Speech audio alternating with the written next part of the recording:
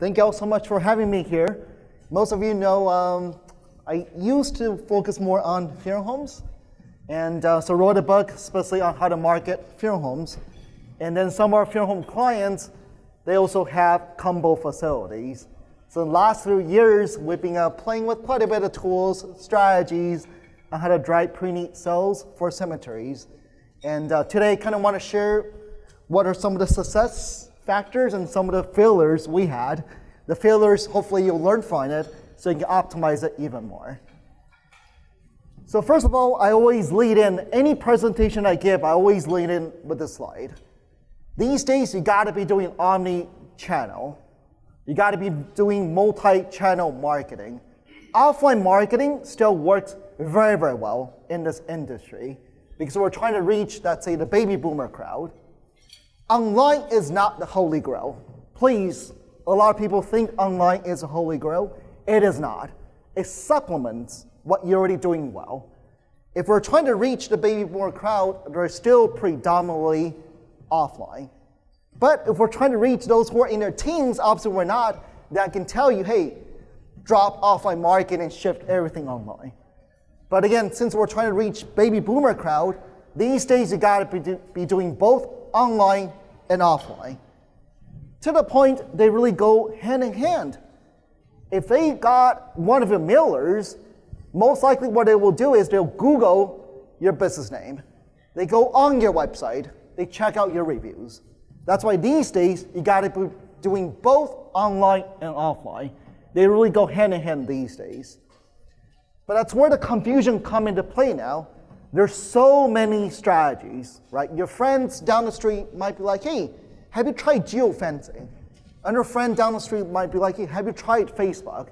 You dabble into those strategies, it didn't work, and you wonder why. So today, I'm going to go over a couple of frameworks with you today. I will only touch lightly on at-need lead generation. Typically, this framework will be better suited for funeral homes that's more, right, trying to reach those who are imminent need, near need situation. But let me go over this framework with you first, and then the other framework, of course, is more how to drive leads for pre-needs. But let me go over this framework with you first. Today, if you want to generate more at-need calls, it's actually very, very simple. There's not that many strategies digitally. First is you want to make sure you're reaching those who are problem aware. They are looking for you already. What does problem aware mean? Let's say 30 years ago, if we have leaky roof, by default, back in 1991, if we had a leaky roof, most of us would grab the phone book and we'll look up roofers, right? And we do not flip through the yellow pages for fun. There's always an intention that you flip through the print yellow pages. Same example today, most likely we'll grab this little tiny device from our pocket, we Google it. We might Google roofing repair company near me, roofing companies near me.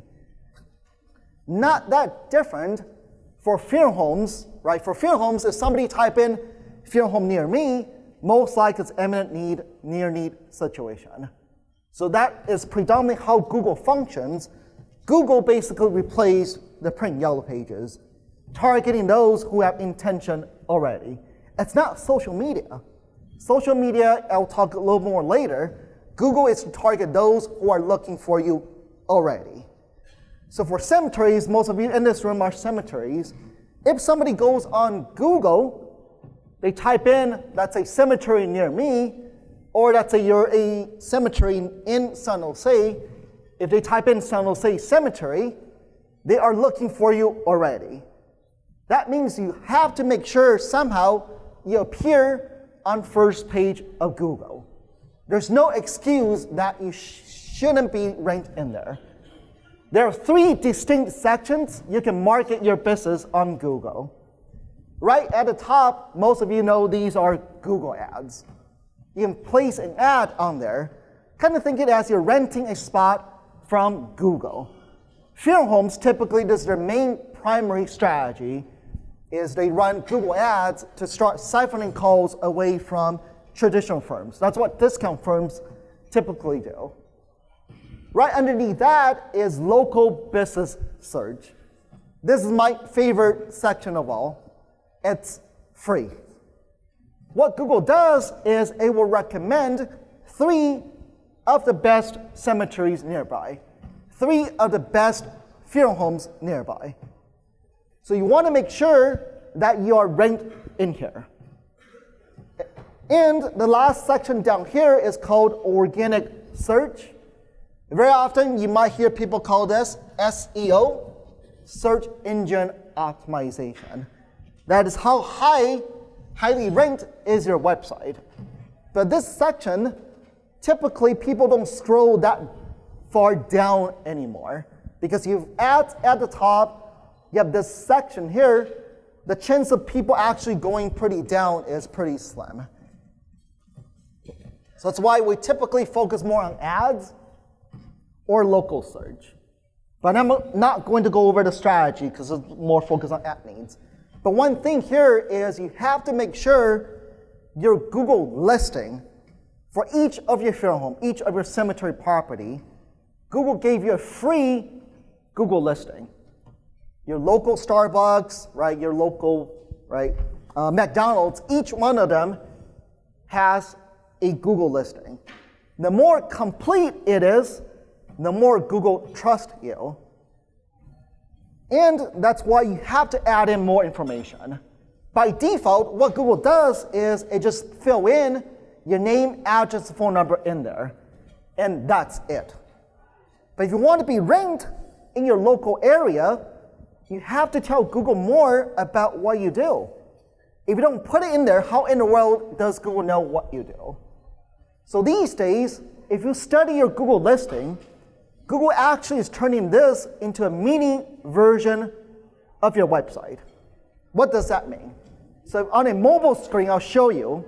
If somebody's searching for you on a mobile screen, you see products, services, reviews. So you have to even add in your products and services in here. So ultimately, this is what Google is trying to do. Google wants to add value to the users. What this means is it wants to bypass your website altogether. It's turning this into a mini version of your website. The more information you put in there, the more it trusts you. Right? So if somebody in your local area, let's say they're looking for, I don't know, niches and mausoleums, they type in, right, niches near me, for example, mausoleums near me. What Google does is it will first look at the products and services in here. If you never listed in your Google listing that you also have these product services, you'll never be pulled into the 3 listings. That's why these days, on search, the most important is going to be your Google listing. Please go home and really audit your listing. Make sure you have all the products and services listed in there, descriptions, all those information in there. It's so critical. So I'm not going to go over those in detail. Okay? In the next journey is you want to make sure once they found you on Google, right, targeting those who are looking for you already, you've got to make sure your website is set up for conversion. You've got to be adding a lot more content on your website. The reason being is now they are in the evaluation stage. You're looking around your website, looking at About Us, looking at a lot of pages on your website. If you don't have a lot of content on your website, most likely they're gone. So really audit your website to make sure you're adding a lot more pictures, images, right, descriptions, content onto your website. Then, typically, before they call you or before they come in, they are checking you out online. That same roofer example, bet you that most of us would have called, right, before we called them, we would have checked them on Yelp, on Google, just to make sure they're legit. Same thing with cemeteries. They're going to check you out online. So make sure you have good reviews. So today, I'm not going to go over this framework here. Again, you want to make sure you're found on Google, have a high converting website, and stellar reviews. Very, very simple. But as we know, there's not a whole lot of people who are problem aware about, coming in. So that's why we have to go upstream to build and create awareness about pre-planning, pre-arrangement, plots, things like that. And that's what I want to go over with you today is this strategy up here. So if you look at some of the larger cemeteries, funeral homes, they still do quite a bit of offline media. If you look at most of the offline media, they are there to build awareness. These are so-called interruption-based advertisement. You might hear people call this push marketing. You have to push your messages out there, or else they're not looking for you. That's why if you look at some of them, they still run TV, radio, newspaper, billboards, mailers.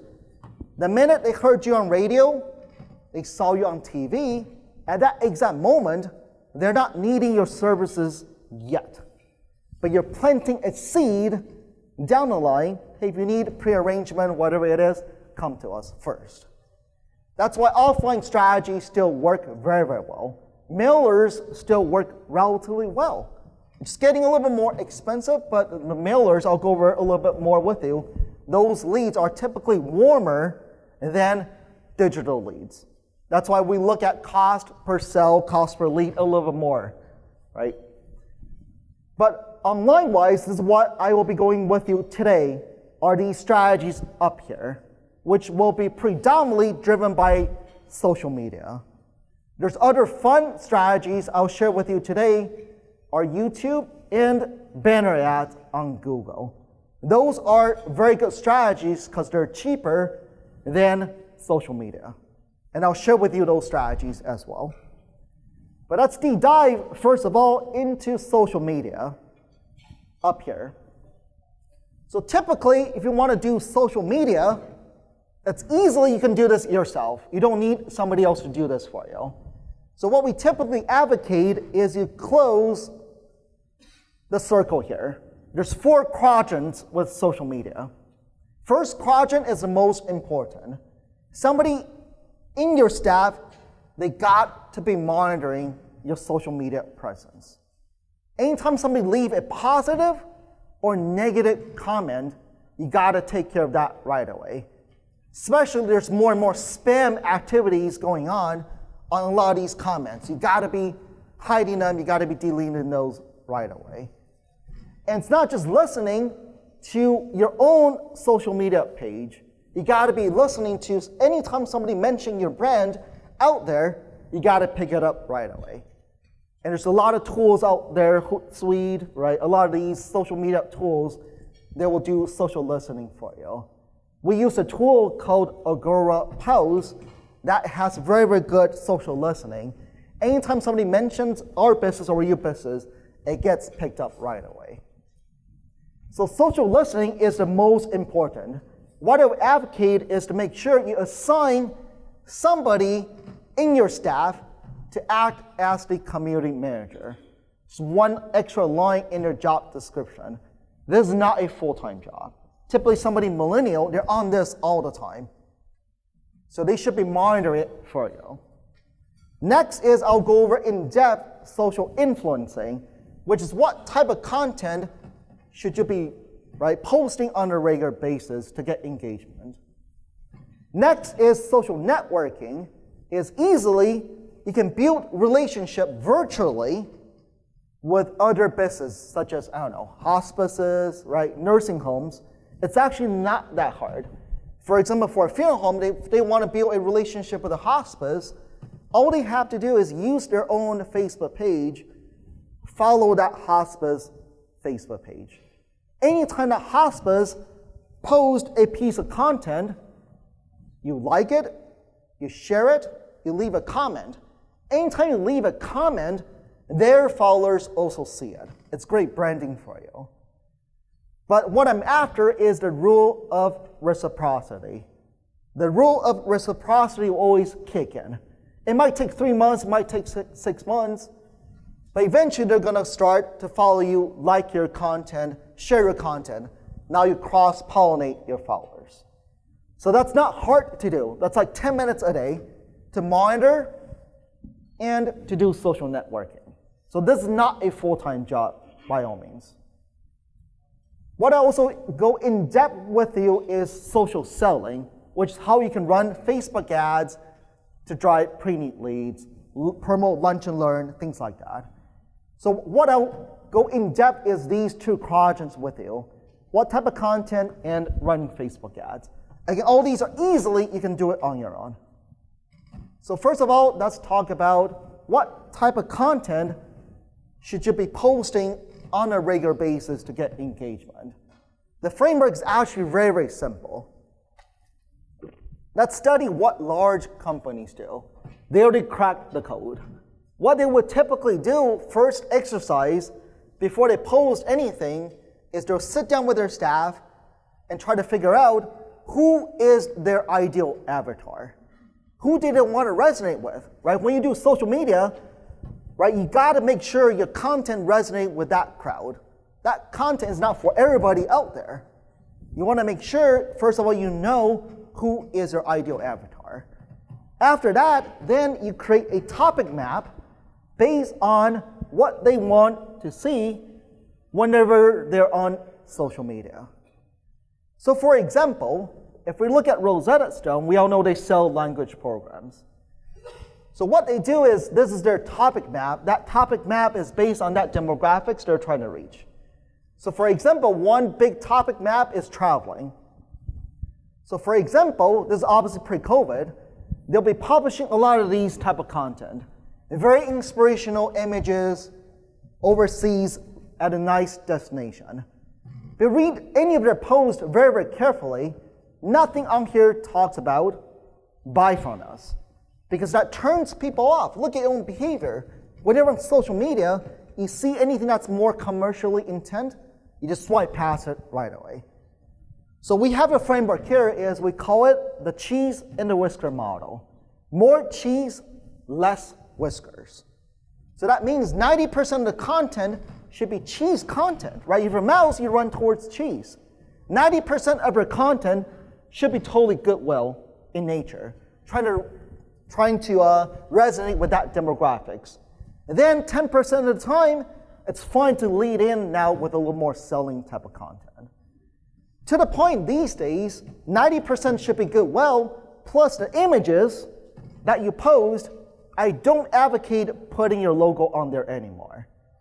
Look at your own behavior. If you're swiping on Facebook, if you see a logo on there, you swipe past it right away, because you think subliminally you know it's a commercial piece. So if you look at most large companies now, most of them don't put any logos on there anymore. Families know it's coming from you, right? So these days, really go for that 90% should be goodwill, 10% will be about what you do. So what does this mean for funeral homes or cemetery? So for example, first thing here is to sit down with your staff and try to figure out who is your ideal avatar. So most of you know who you want to resonate with. So for example, for funeral homes, they're trying to reach at 65 and plus who are women. That is their ideal crowd. Then they will sit down and figure out that 65 and plus who are women, what do they want to see whenever they're scrolling on Facebook? That's going to be your topic map. Luckily, and that will be similar for cemeteries, very lucky for all of us, there's a huge network out there that already knows how to resonate with that, right, baby boomer crowd. It's AARP. So what I would recommend you do is reverse engineer what AARP is doing.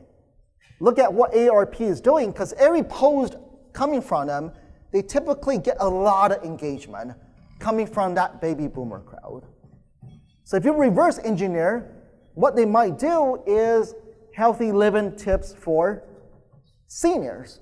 This is not a healthy living tip for somebody young in their 20s and 30s. The images will be more, right, that baby boomer crowd type of image. If a baby boomer saw that post coming from you, they're like, wow, you truly care about me, right? You're not selling them anything. You're trying to build relationship with them. You're trying to build that top of mind awareness with them. Retirement. What does retirement life looks like? Right? Finance tips for seniors. Right? Not for those who are in their 20s, put everything in Bitcoin. It's very, very different content. Again, you're trying to cultivate relationship with that baby boomer crowd. Traveling entertainment for seniors. Again, it's one topic map example. I really encourage you, once you get home or back in the office, start following AARP. They really know how to resonate with that crowd. Those type of content will be the similar type of content you should be posting. That's your 90% goodwill content. And then 10% of the time, you do what you do typically. You post about what's going on in the cemetery, promote lunch and learn events. Then that's how you start to cultivate and build relationship in your local community. But the problem with Facebook these days is something called organic reach. Many of you are actively posting on social media, but you're wondering, how come we're no longer getting much engagement at all? Very rarely do people click on like anymore. In the past, a few years ago, you used to get a lot of engagement. The main reason now these days is Facebook is turning into a pay-to-play model. What that means is you have to be paying a little bit to make sure your existing followers are seeing your content.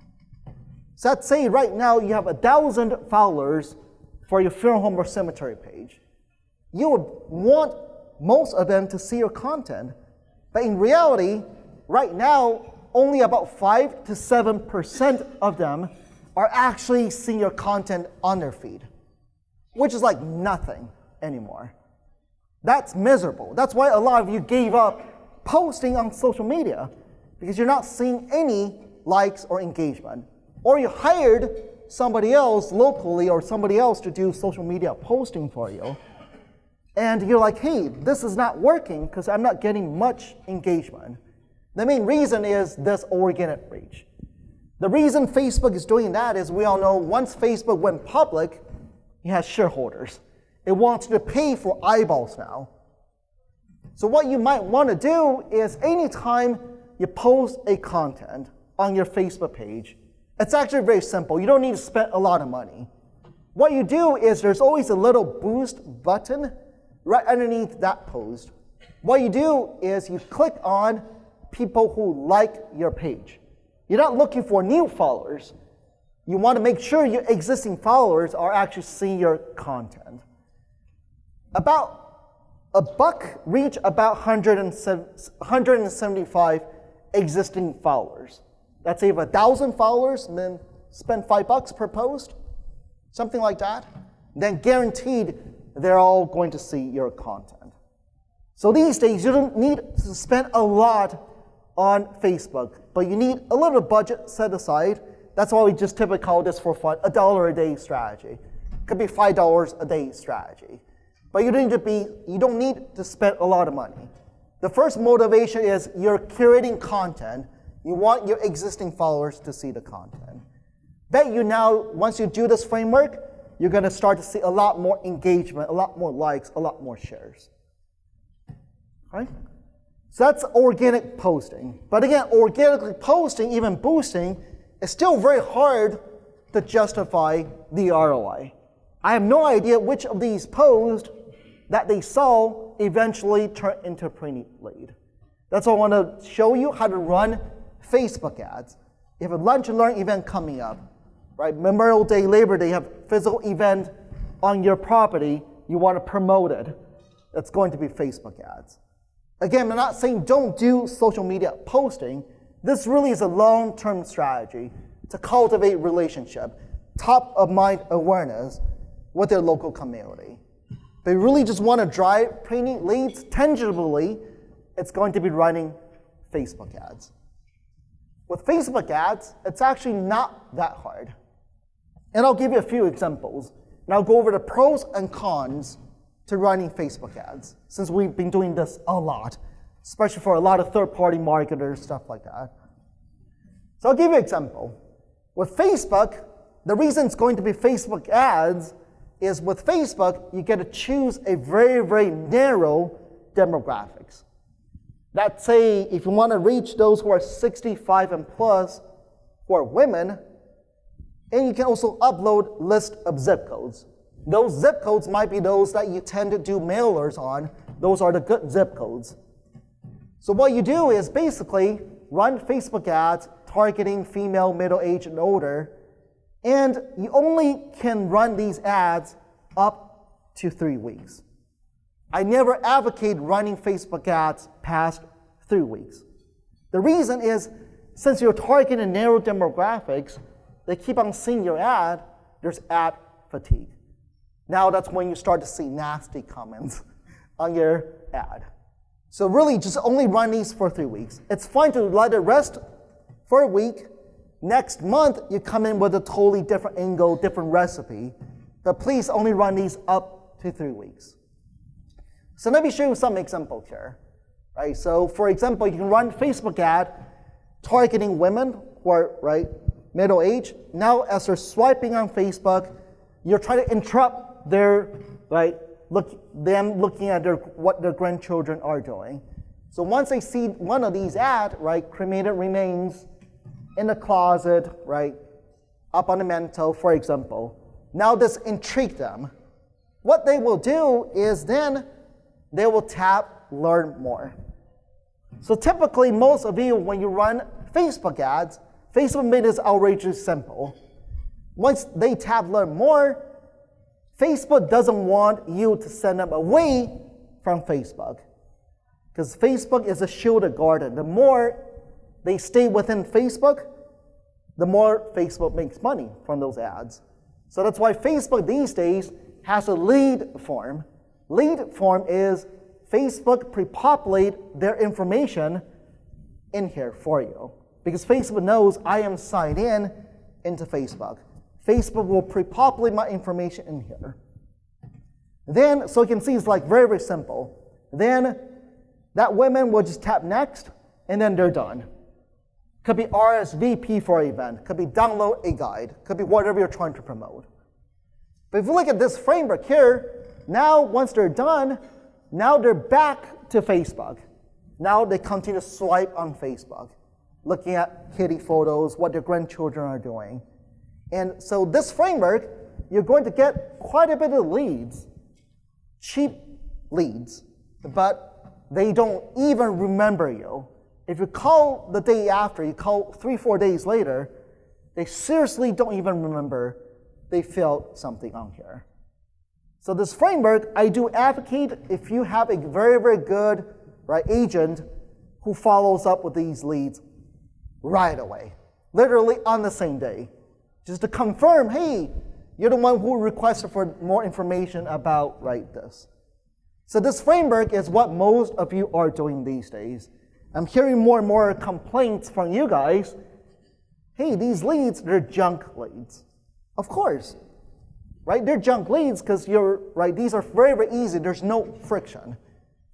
The other framework you might want to consider is introducing friction. Okay? What does friction mean? If you think about mailers, the leads that you get from direct mails, they're very, very warm, typically. If you think about that framework as the minute, typically when you got mails, you're standing right by the recycling bin, or you're in a counter. You put in A pile, B pile, and C pile. They chose to open up your mailer, read it, and there's a business reply mail, for example. They write the information in there, put a stamp, walk back to the mailbox. Now they're anxiously waiting. That interaction with that mailer, 5 to 7 minutes, there's a lot of good friction. They're waiting for you. Versus, these leads you're getting from Facebook, there's almost no friction. Couple minutes, a minute at most. That's why you have to follow up with these leads. These are truly cold, top of the funnel leads. They're not going to be warm. So if you want a little bit warmer leads, what you might want to consider is to send them away from Facebook, trying to emulate mailers. You want to send them away from Facebook now, and you use, similar to mailers, they're typically longer. You want to use words, images to play with their emotion, letting them know importance of prearranging or whatever you're trying to promote. In the form is all the way at the bottom. If somebody actually fills out information, they are a lot hotter, just like mailers. Now they're waiting for you to call them. Now they know you're going to be reaching out to them. So what I'm advocating these days is if you have a very, very good agent on staff who is very good in follow-up, right away, I will use this framework. And this framework, you also might want to consider having a good nurturing sequence in place. Leveraging your CRM system. You might be using funeral decision, for example. Use their autoflow. Start to nurture these leads because not all of them are going to be outrageously hot. If you follow up with them, right, have good nurturing sequence in place, this framework will work well. But if you don't have luxury of having CRM system, your staff, right, you have inactive program, I really advocate doing this. Right? So just give you a few fun recipes. If you want to target veterans, Facebook ads, it can just reach veterans only in your local community. Right? You can see these ads typically get, right, for example, do you know your benefits? You just run ads to veterans in your local community. They always get a lot more reach, a lot interactions. And these are ads, by the way, but they get a lot of good shares and comments and likes. Same framework, right? You can use a lead form or send them away from Facebook to an actual landing page. So overall with Facebook, I would advocate, if you want to reach baby boomer crowd, you can just, the overall thing here is you got to go very, very narrow. Curate ads for that narrow demographics in order for it to work. What I see most folks when they run Facebook ads, the demographics way too broad. And there's more and more lunch and learns happening these days. So same thing, you can leverage it to promote RSVPing for lunch and learn. Same thing is, I just don't know why a lot of counselors, they think these leads are different. They're not that different. Same thing when somebody RSVP coming from Facebook ad, you got to call them to confirm it. The day prior, you want to confirm it again with them. I just don't know why most folks think, hey, these are internet leads. Somehow, they will just show up. They are just under their lead source, right? You'll be running TV, I don't know, promoting it. It's the same thing. It's not that different. You still got to follow up with these leads. So I want to show you a few newer strategies we've been playing with. And these are starting to work out very well. One of these is called retargeting. Retargeting are those ads that stalk you around the internet. Most of you have experienced this. If you put a red pair of shoes inside a shopping cart, magically you didn't check out. Magically that red pair of shoes start to stalk you around the internet to entice you to click on it and go back and finish checking it out. Of course, we don't want to be stalking families, but once somebody comes to your website, funeral homes, cemetery websites, you do get a lot of traffic. Naturally, families come to your website. So what you do is after they leave your website, now you want to start to follow them around the internet. Same thing, you can do Facebook ads. Once they enter into Facebook, you want to still put in that small, narrow demographics, for example, 60 and plus, for example. Now you follow them into Facebook because they just been on your website. You can follow them around for 30 days, 60 days. You can actually drip these as well, just like email. Email, you can have drip sequences. You can follow them with different content. Day 1, drip them with this content. Day 5, drip them with this content, right? So really play with retargeting because there has to be a reason why they were on your website. They have to be on your website. Maybe if you're a funeral home, they were there to leave condolences on your obituary. Now you want to start, it's on top of their mind, right? Death was right on top of their mind. Now you want to start following them around. But please do this very, very gently. You got to put something called frequency cap. Frequency cap is how many times do they see your ad every day? I typically only advocate 1 or twice a day, or else it becomes very, very freaky. It's like you are just stalking them 24/7. Please do not do that. That's when things really start to backfire. Okay? So I really advocate doing retargeting. Okay? And you can also do web retargeting. Once they leave your website, you can also start to follow them around on other people's website. Google no longer allow funeral homes and cemeteries to remarket. Okay? So that's why you rarely can follow people around outside of Facebook, right? So what you do is there's other network out there. There's AtRow, and there's also Taboola. There's some other network you can also follow people around. Those restrictions are a little bit more relaxed. Okay? One thing I forgot to say is when you're running Facebook ads, I'm sorry, let me go back here. I want to give you a caution here. Not this. I don't have an example here. But let's say you're promoting pre-construction of mausoleums. Let's say you're trying to promote savings on pre-construction, for example. Be very careful with the wording. Facebook these days, they're very, very confused. Like they don't know. They thought you're actually selling actual houses. And there's any type of advertising promoting houses. There's whatever that's better. You have to make sure it's equal housing opportunity. So your ad will be shut down. It's all based on algorithm. Once they thought, hey, you're trying to sell plots, houses, they don't know, right? They thought you're selling land, you're selling houses. That's when your ad account will be shut down. It's like your whole ad account will be shut down. Then you have to go through approval. That never happened before. Just Facebook's algorithm is very, very weird these days. So be very careful when you have anything that's pre-construction. Make sure that you don't use construction, of course. You don't use those type of wording. You can go around it. But make sure, please, be very careful when running these ads. The whole ad account might get shut down. Then, of course, you can appeal. Okay? So let me give you a couple more tips, and I will wrap it up here.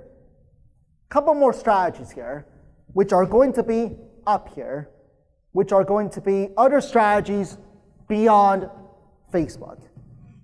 There's a couple of them out there. So Google do not allow you to follow people around for death care websites, but you get to push your messages out there. These are not search ads. These are Google partner with a lot of websites out there, like CNN, ESPN, all these, like Forbes. There's inventory there. So what you can tell Google is, hey, I want to push my messages out there to those, same thing, 65 and plus for women in my local community. The reason I prefer Google is you're not paying for eyeballs.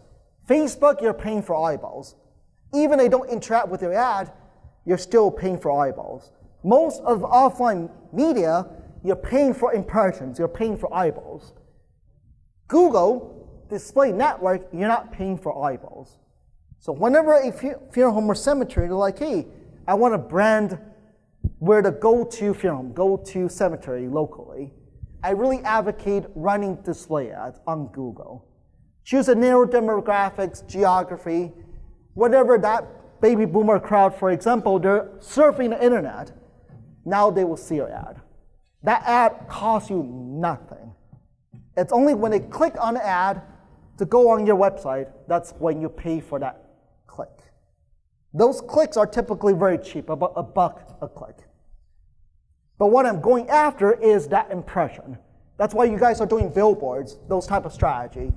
This is really just to get your name out there. Beyond that is actually with Google Display Network, it got a lot more mature. It wants to compete with Facebook. There's a few things that's very interesting. You can tell Google URLs. That's anytime somebody goes on your competitor's website, you can start to show your ads to them. Or if they type in your competitor's brand name, or any other search term, it doesn't need to be your competition, right?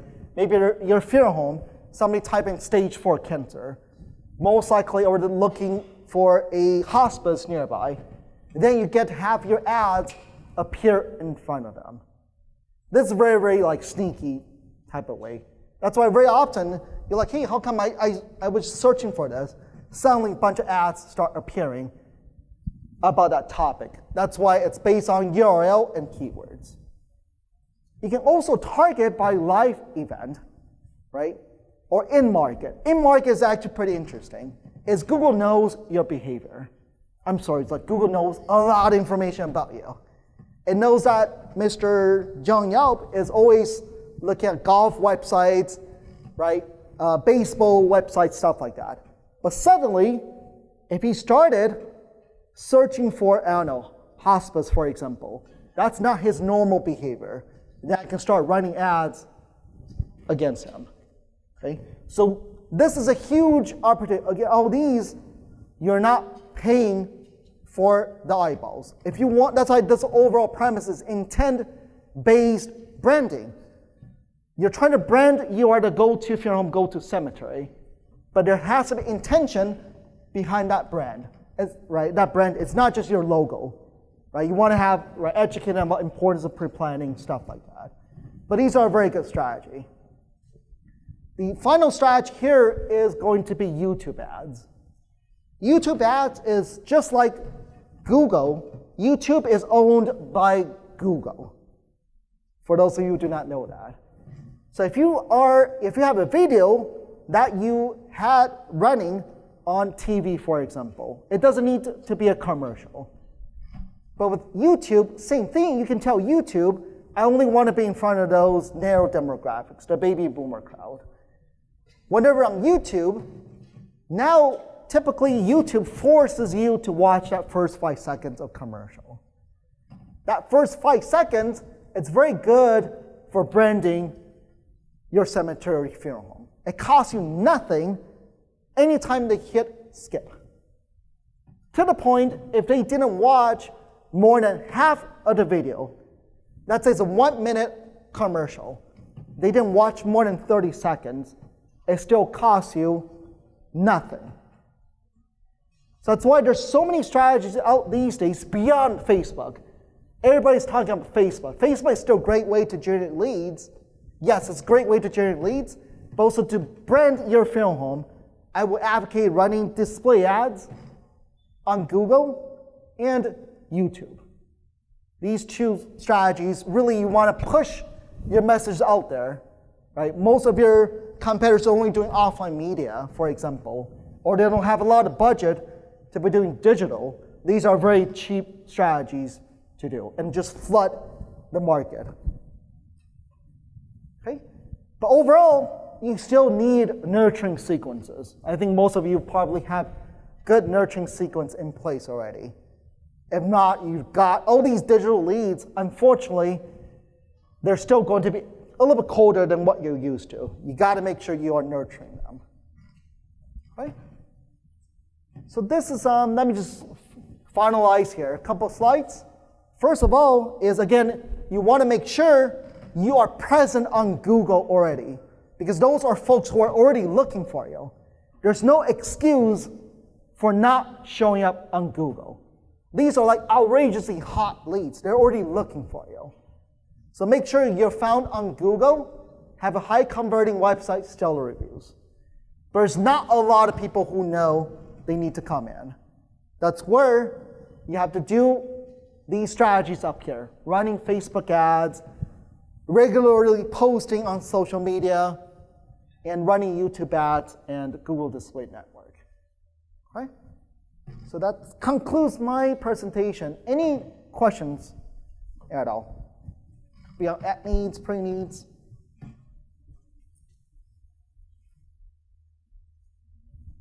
I'll be right by the booth, so feel free to come by. and share with you some strategies.